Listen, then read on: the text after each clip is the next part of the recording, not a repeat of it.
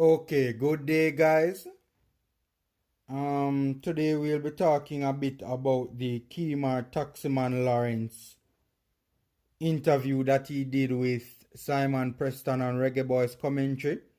By the way, guys, the golden rule: like the video and subscribe to the Formula Sports channel. You know, we're almost close to 1,000 subscribers.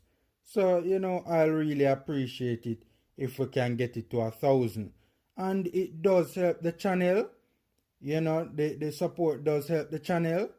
When you guys like the video and subscribe, it does help the channel to be able to bring you guys better and more consistent content. So liking the video is a free way to support the channel. Subscribing to the channel is also a free way to support the channel. Now, many of you would have seen this Kemar Taximan Lawrence interview with Simon Preston on Reggae Boys commentary, right? Man, this thing is sad, right?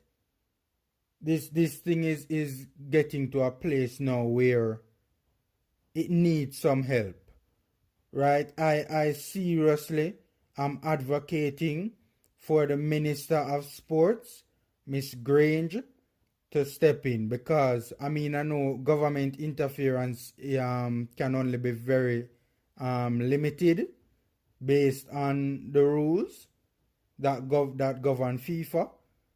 But my thing is that, man, this thing is just getting to a place where it needs some outside help, right? It needs some outside help, some outside assistance or mediation.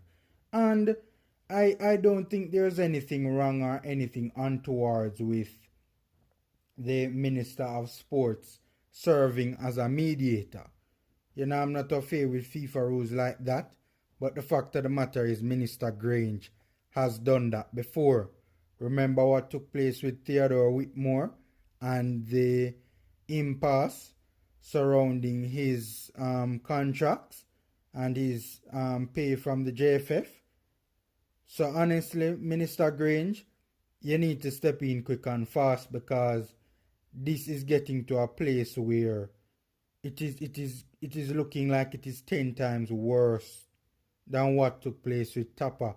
And it is coming up to a very crucial stage for the countryman. Gold Cup is right. We don't want to carry this over into the Gold Cup, right? The preparation process for the World Cup qualifiers has already been significantly impacted by this nonsense, right? We cannot allow this to continue any further. Some resolution needs to take place. And what really concerns me about this whole thing is when you sit down and listen to Kemar Taximan Lawrence speak, it is clear that the players have little to no respect for the JFF, right? They damn sure don't trust them, right? And I don't blame them either. I don't blame them either, right? So how can a resolution come to this if both sides clearly don't respect each other? Because the way how JFF treat the players them sometimes, you have to wonder if JFF really and truly respect these guys. So man, I am just hoping and praying that Minister Grange will intervene and intervene now. It is very important that she intervenes and intervenes now. Like serve as a mediator, bring the two to the table to negotiate or something, because right now, man, this thing is really see. We were supposed to go to the Gold Cup and be contending for the Gold Cup, right? That is what Theodore Whitmore wanted. He said it, right? The preparation for the Gold Cup has already been significantly impacted on a number of levels, right? We are behind our CONCACAF rivals in Gold Cup and World Cup preparation. We are behind, right? We are behind. and upcoming friendlies that were supposed to take place are now seriously in doubt, right? A bag of so the new players came in the other day, and no gelling process could take place with the I don't want to say veterans, but with the players that were previously there. No gelling process could take place. Theodore Whitmore could not put the team out there or something close to his best starting 11 and say, okay, here are my tactics, go out there and implement them. He just basically had to sit back and soak up pressure. And while I'm sure they would have gotten some good counter-attacking work in that game. Right, the fact of the matter is I'm sure Theodore Tapper Whitmore would want to play more attractive football. Right? So no gelling could take place. I mean, the players done already have come late. By the way, hit me in the comment section and tell me if you guys think this is a coincidence that all of these players are just coming. JFF just find all of these players to bring them come. Hit me in the comment section and tell me what you think about that. Because my whole thing with that is that could these players have come much earlier? That's my whole thing. Could they have come much earlier? Because I understand that the passport process is long and it's just a drawn out process, especially when the documents aren't together. I get that long time, right? But how all of a sudden we see all of these players playing and they don't have passports? The news reported that most of the players that came did not have Jamaican passports, right? So my thing is, a man like Andre Gray where say he must try sort out him documents for years. Why couldn't he have played with the team? Why couldn't he have been called much earlier and played with the team in friendlies? Because you don't need passport to play friendlies, right? Why couldn't he have been called much earlier? Look how long Pinnock same one come. Moore has been sorting out his thing for over a year. Call the man in the meantime, no man, and make the man them play the friend. All of a sudden the JFF decide to do the right thing and call these players. Them don't have passports. Call them when them need them. When them never have nowhere to turn. When them a go all over Europe or try scrape or try find baller for put together because the players were on strike. Right? Why the JFF never do the right thing and call these players and bring them in from before? Right? Call in the man them and bring so the players can play the friendlies, gel with the program, and all of that gel on field and off field chemistry and all of that sort of stuff. Guys, remember, for these players to come out here and get used to our conditions and our, what is taking place in our case is a completely different thing from Musa just going into the American setup and just fitting in, It's not that easy. Remember, these players would come out here and be exposed to a different sort. It would be a culture shock for them when these overseas-based players come out here and see the unprofessionalism that is taking place. It will be a massive culture shock, right? So the gelling process and the acclimatization process rather for these players, in our case, might well and take a much longer time than for other countries because of the unprofessional setup, because of them not being used to the setup out here. Combine that with cultural difference and all of that sort of a stuff, right? Players, local based and born players probably, I don't know, Keemar said that they get along very well. But we have heard stories in the past, right? And local born player and local based player not really too like the fact that the overseas baller them a come last minute and take them game. Right? So my thing is that why the JFF never bring these players earlier. At least bring in the man them, make the man them play some friendly man without the passport and get and gel and build the chemistry all of a sudden the JFF bring them now. Them bring them now in and them still not have them passport. Why them never bring them in long before?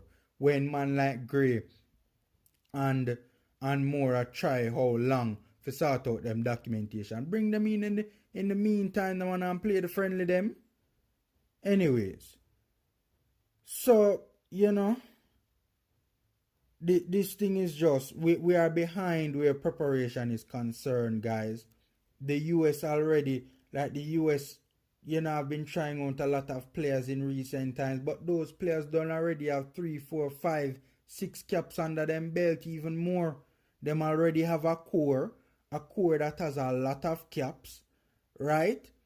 And even they were saying that, I don't remember which one of them was saying the other day, that they were pleasantly surprised with even how quickly they have gelled, right? It's not the norm for even a team to gel so quickly after just coming together, right? They are an anomaly, right? But still their players have had 3, 4, 5, 6 games together, right? Our players just get the one game together the other day, but anyways, that's a side story. But I say all of that to say that our preparation is being grossly affected by this thing, and the longer it continues, trust me, man, trust me. JFF need to sort out this thing quick and fast, because the longer it goes on, is the less likely it is for us to make it to Qatar. Right, so Keemar spoke about how, just basically the stalled negotiations, and just how it has gotten bad, right? How it has gotten really, really bad. And one of the things that he said that really struck a chord with me was that he understands, or the players understand, that right now it is not easy for the JFF. But what they have an issue with is the whole stick-up thing. Right? Them not really appreciate that, and they basically saying it's not a negotiation. Right? It's not a negotiation. And I agree with him. Right, when them give the Friday deadline, take it or leave it. I mean, come on, man. What is that, man? What is that? Right?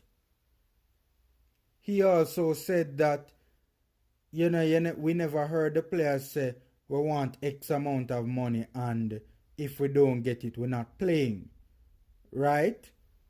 But what they did allude to was that it's the disrespect they can't take. Like them can't take the disrespect and the stick up mentality, and that's why they will no longer be playing, right? So that is very I mean, he never expressly said it, but when you read between the lines, that's how I interpreted it anyways. One of the things that Keemar really stressed upon was the honesty, man. Him say him can't deal with the dishonesty by the federation. And you know what? I agree with him 100%, because guys, when you watch any one of these people from the JFF speak, man, trust me. When you just sit and critically analyze what they are saying, man, it won't either don't make sense, or you just know say and so it go. Right? You just know and so it go. Or you hear something after we come out where just completely just rubbish that notion, right? Or some set of facts come out after that really just, So I'm not gonna say the federation, or the federation, they are liars. But man, honestly, when you listen to them speak sometimes, man, trust me, it not add up, right? It not add up, right? Or after you hear some facts come out and it's like, yo, basically not never go so. So I can understand his frustration where that is concerned, right? But basically him say, yo, him tired of the aspect of it, man. Him just tired of the lies, right? Another major thing that Kemar would have touched upon is that it wasn't about money alone, right? And guys, we have been saying this for a long. That's why I can't understand people who criticize these players. You know, this thing is not about money alone. You could see it. It never made sense to me, guys, why Leon Bailey and Kemar. I mean, these guys are millionaires, right? Them have money, right? How the likes of Leon Bailey, if he kill up himself over a couple $1,000 every now and again from the Jamaica Football Federation. That never makes sense to me. It couldn't just be about money alone, man. If you really sit down and critically analyze, right, what was taking place. It just couldn't be about money alone, right? When he talks about the conditions, when Kemar talks about the conditions that the players are playing under regarding flights, right? Man a fly economy all over the world, right? These are things that can make players get injured, guys. These are when the man them sit down and the man them have no leg space, right? No leg space to stretch them legs. That not right. And what Kemar is saying is that when you have how much big delegation when unnecessary, right? And all of them a fly, right? In a business class, right? And them have the players them, right, sitting in economy. I mean, come on, man. Where is how you expect to generate respect amongst the players if you guys are sitting in business class and have some of them sitting in economy? That's ridiculous, right? That's absolutely ridiculous, right? The conditions regarding physiotherapists, medical staff, you know, as Kemar said, one physio for 24 players. I mean, guys, this is ridiculous, right? I mean, I don't want to hear no foolishness, but the JFF cannot afford it, right? The JFF could do much better from a resources standpoint. We have seen that. Look how the one little time them humble themselves and realize there's something bigger than them, right? And outsource the running of the Jamaican Premier League. It come back for bite them, right? Because everybody else see how we look at unsustainable Jamaican Premier League are raise a ton load of sponsorship and the JFF can't get none. I wonder why, right? I wonder why. This is crazy. When you just hear about just the assistance that Tapa needs when Kemar speaks about just the little that he has to work with. It's crazy, man. It's crazy.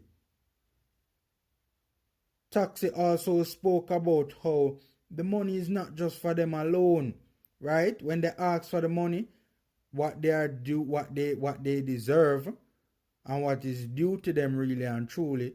When they ask for the money, it's really and truly not even for them, it's for the local players. And I got that from day one because the local base players don't really have it like that, like the overseas base players, especially the bigger ones like Blake and Taxi and Bailey.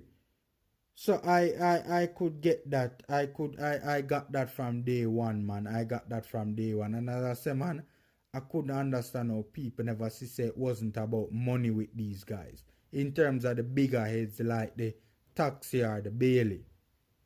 Right? And Taxi as well just continued to speak about the disrespect that they were facing from the Federation, and basically him saying that he wants to play and he hates missing games, but him can't take this anymore. Right? Speaking about how there is nobody in the Federation that the players like speaking to. Right? When Mike Crickets did the interview the other day and said that he has a good relationship with the players. Is that true?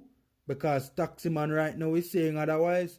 Taxi basically I said the only one in the federation where them mess with on any level that they have any respect for is Roy Simpson.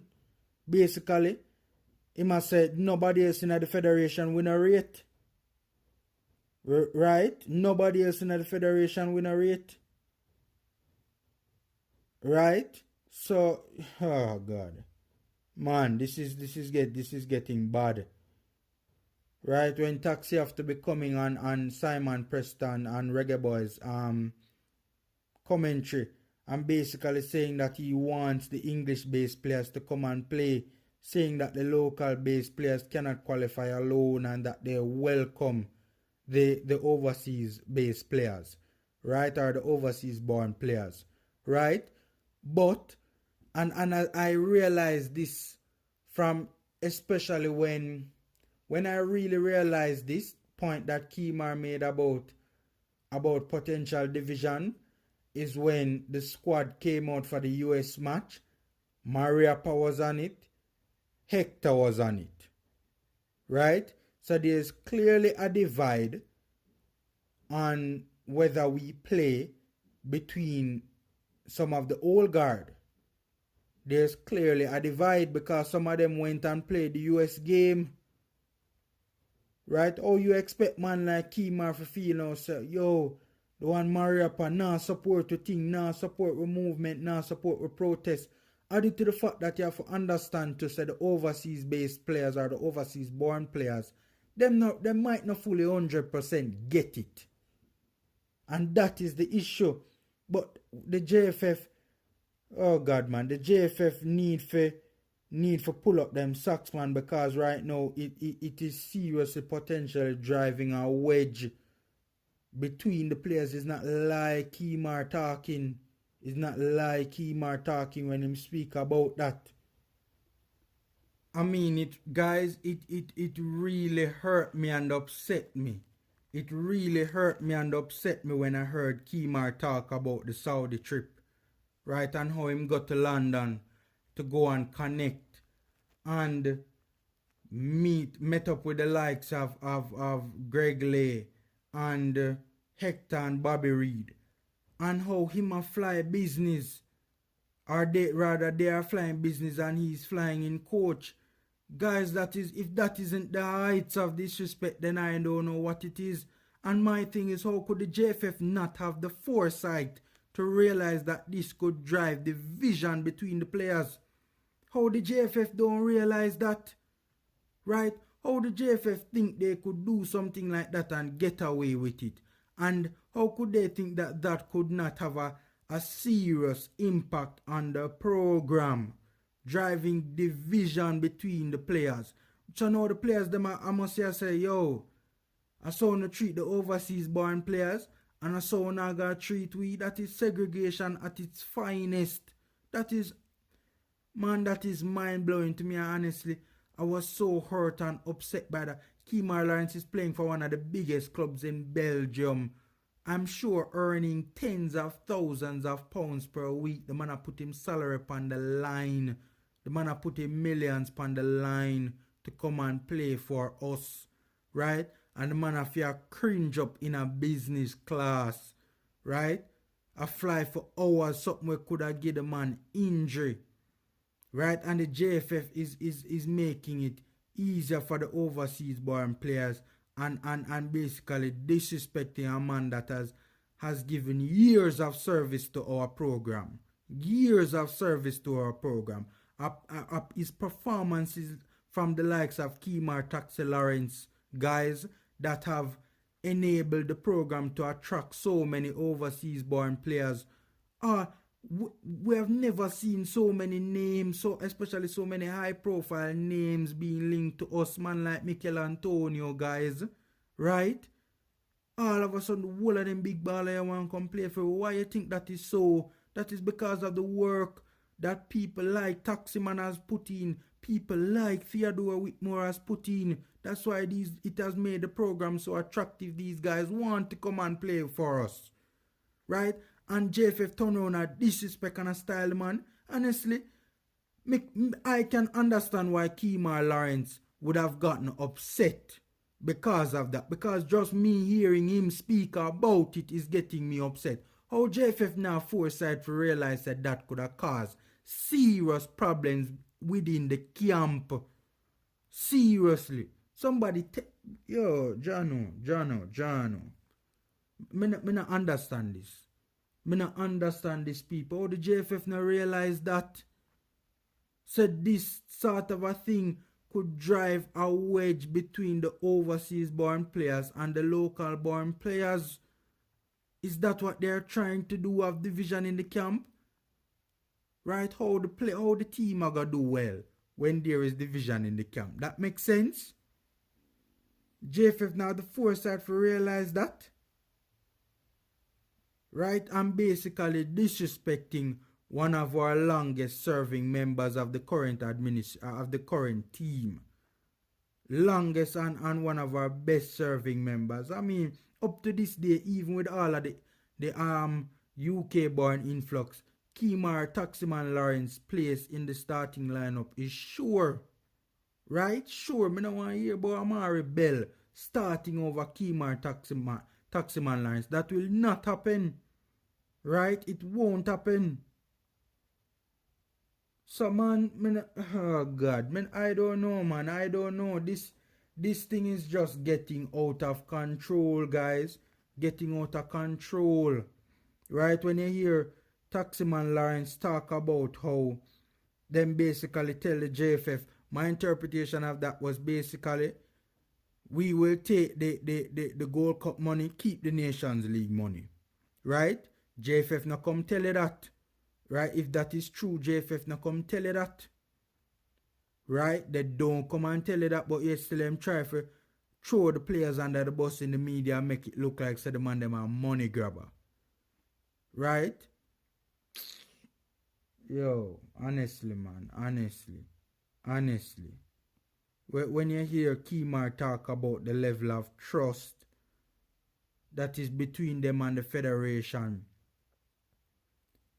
honestly, man, and just the level of incompetence, because make no mistake about it, putting Kemar on business class and putting Kemar rather in economy and putting the others in business class is incompetence. It is incompetence. When you hear the level of income, man, I don't know, man. I honestly don't know. Right? And you see, the thing is, this JFF administration has not garnered trust and faith over the years. So when them talk, we can't even believe them. Right? We can't even believe them. Right? It's just so much incompetence and so much foolishness. Look how the other day, they had to rush the players out of the island and cancel the training session. You know how embarrassed I was when watching ESPN, right? And hearing the American commentator talking about the players had to be rushed out of the island because it was not known, right, by the authorities that the players needed visas to go to Austria. Guys, the JFF said them rushed the players out because they needed to go to Washington to collect visa or to deal with the visa process because the Austrian embassy does not take online applications. That don't make no sense to me, but hey, right, hey.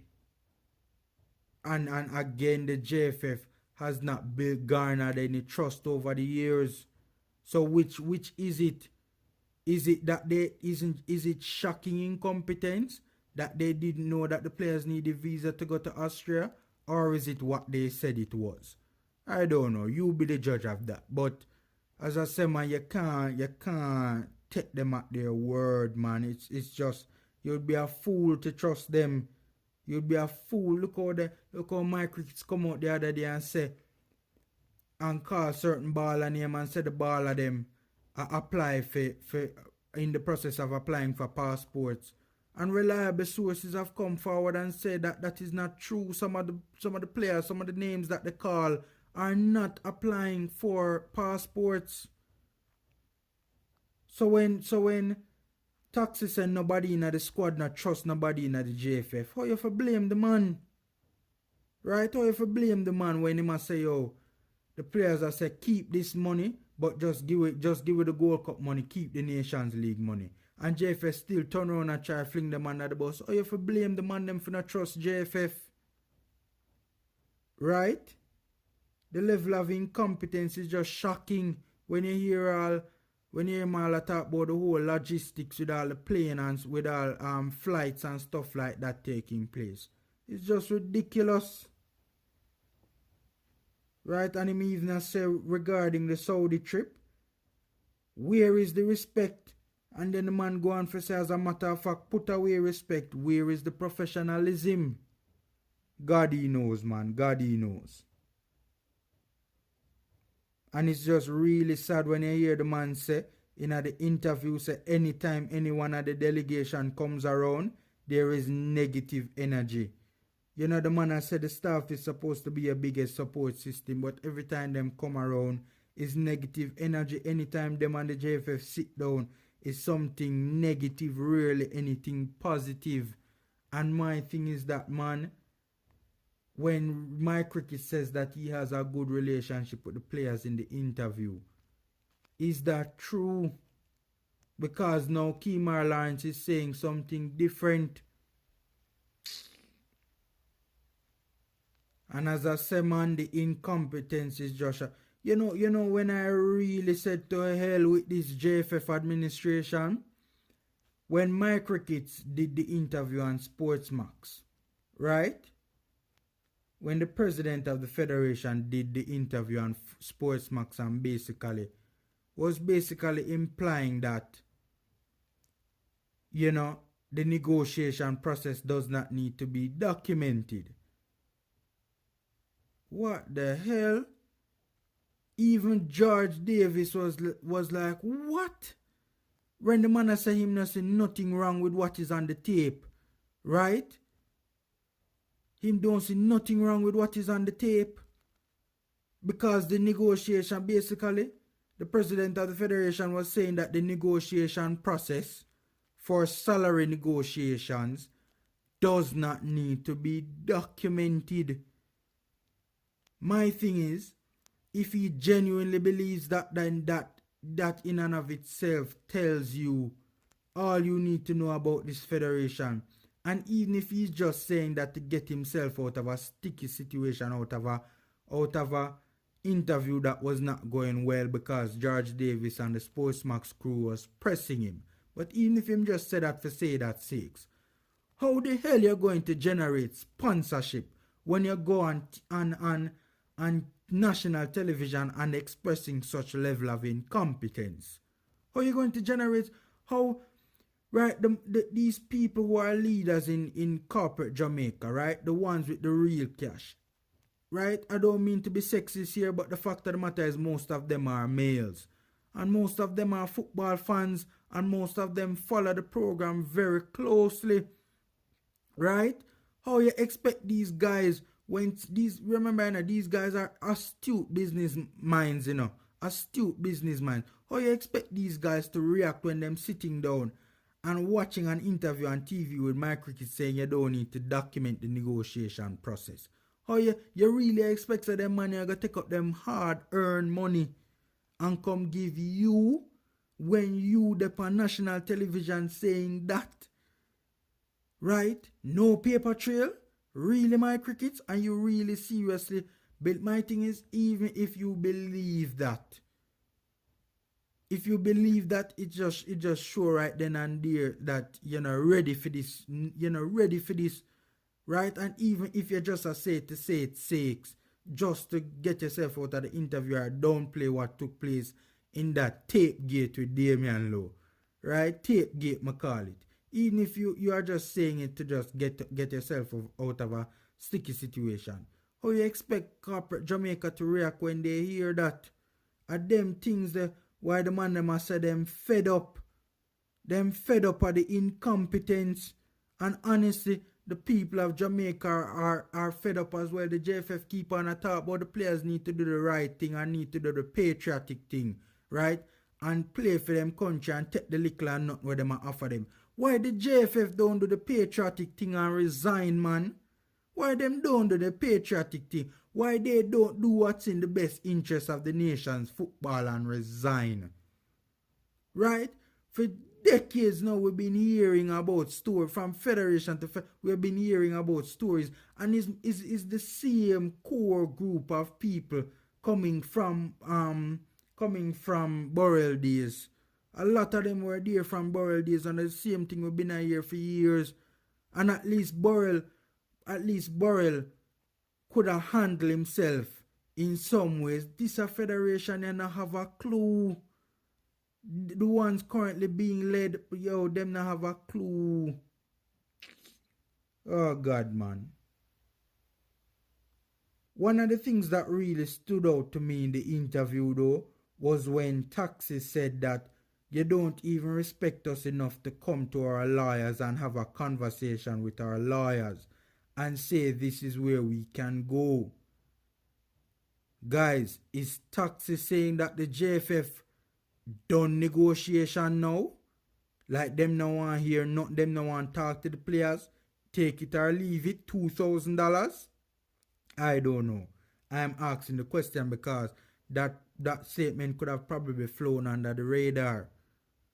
Right?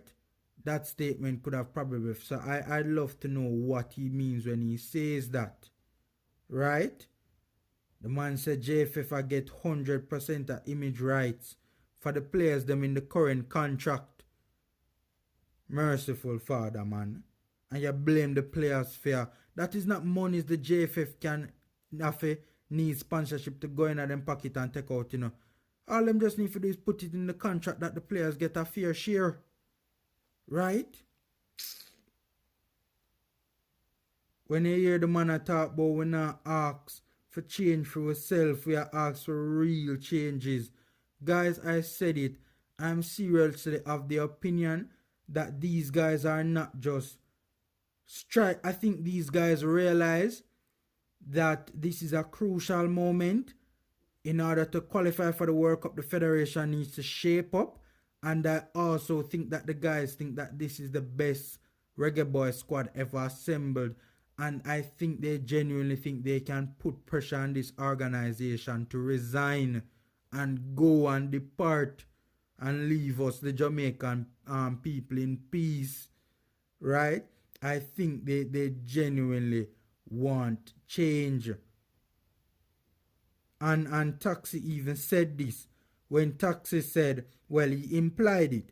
When he said, in my opinion, he implied it when he said that them no know how to use it. Them have something and they don't know how to use it. Basically quoting what Sidela Marley previously would have said. I'm basically saying, if you don't know how to use it, or what to do with it, give somebody else, give somebody else, the running of the federation, hand over the federation to the running of somebody else, or bring in somebody else. I think the guys are implying that they want this JFF to resign, and they are trying to hold out for as long as possible to try and put public pressure on the JFF to resign. Right? But man, it's just so sad. It's just so sad when you hear Taxi how the man just dejected. By the way, Taxi, do me a beg you, boss. Do me a beg you. Don't retire after. Taxi say I'm gonna retire. Young brother like you have much years of service to give to the nation, brother. Me I beg you to make JFF get here, brother. You have been a loyal and humble servant and we rate you from a long time. Brother, me I beg you don't make JFF force you to resign, brother. Me know it's a terrible situation and you're fed up. Me can see it, man. When you look on the man, it's like the man dejected, the man hurt. The man can't take it no more and me get it, man. But me I beg you, Taxi, don't retire. Bear it, boss. Because we need you in the program. Right? We need you in the program. But basically, Taxi has said him want the program to run good. Right? Are just all those little things with Taxi. And they're not even little things in and of themselves. They're big things, and when they add up, they can make a huge difference. Right when the man them go Australia one day without a physical trainer. Right? What kind of madness is that? What Ethan Pinnock said to himself when the man say, yo, Jano, no physical trainer, right? And the stories are conflicting stories because Tapa is saying there was no physical trainer.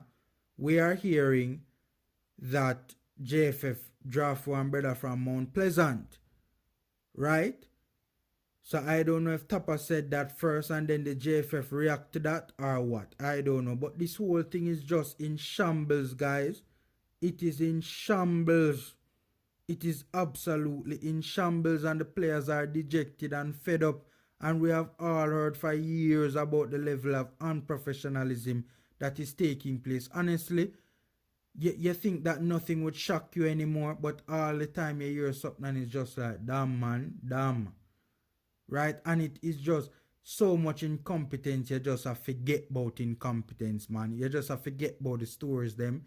Every week it coming like it's another foolishness with JFF. Every week.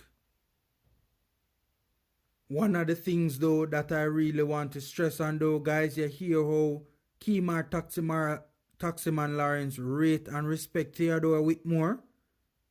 Just saying, Taximan gave a big endorsement to Theodore Whitmore, and I've been saying the same thing with Taximan. I say the little that he has gotten to work with and what he has done is absolutely incredible. To ask Theodore Whitmore to work under these conditions, man, and do what he has done. Right, look at Winfried Schaefer. Right, quote unquote big manager we coach one of the biggest clubs in Germany.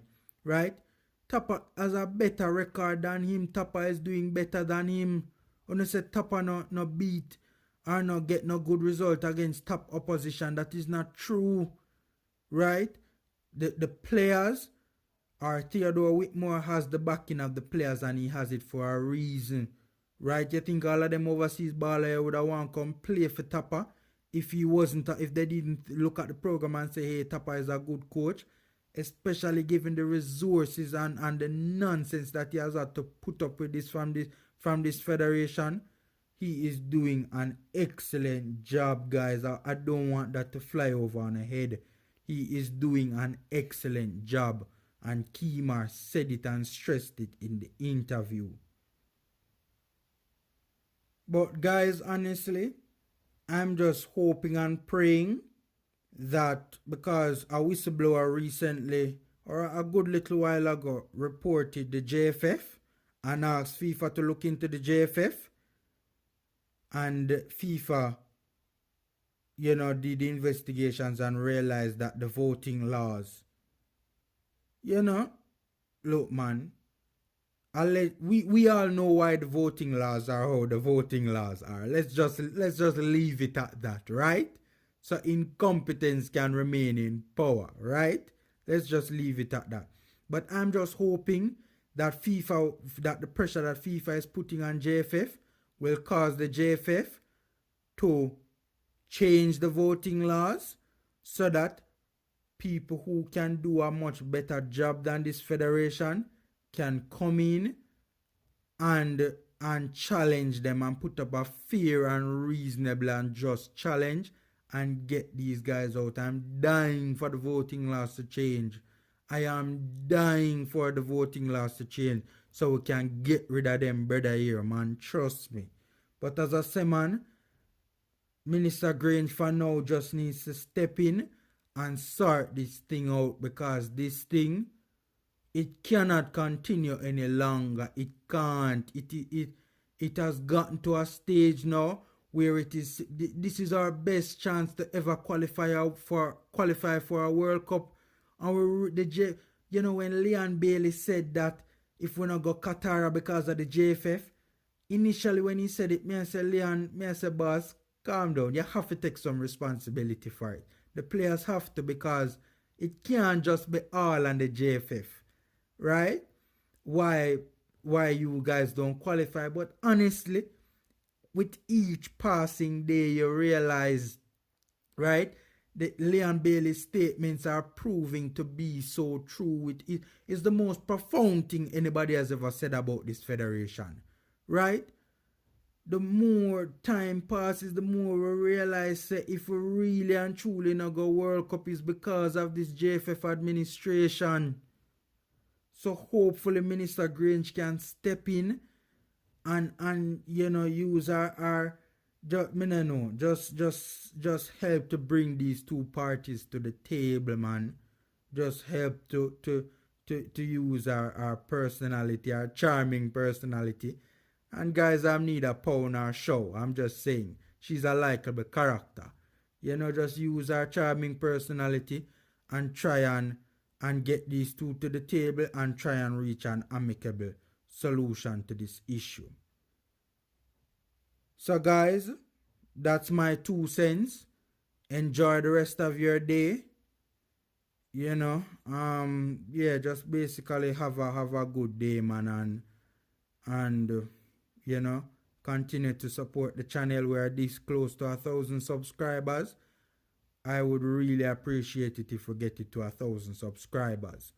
It would be big for the channel, and I do appreciate it, man. I appreciate the support that we have already gotten. You guys have given immense support already, man, and I really do appreciate it, man. From the bottom of my heart, I appreciate it. Help us to get to the 1,000 subscribers. Enjoy the rest of your day. Please remember to like the video and subscribe to the channel. And until next time.